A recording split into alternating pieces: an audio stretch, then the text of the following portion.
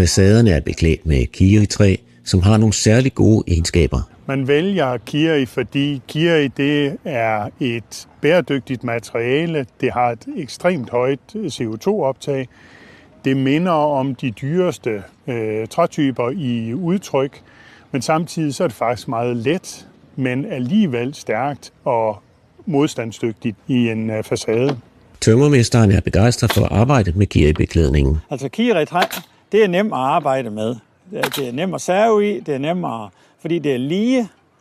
Det tvinder ikke, og det er nemt at sømme i. Altså alle de søm, vi har slået i, der er ikke en eneste der, hvor det har revnet eller noget, og det gør det jo normalvis. Og når de fleste brædder, der er jo altid et eller andet med en kant, der er i stykker og sådan noget. Det har vi ikke oplevet her. Og så er det også fantastisk med, at der ingen knaster er. Det er jo også så nemt.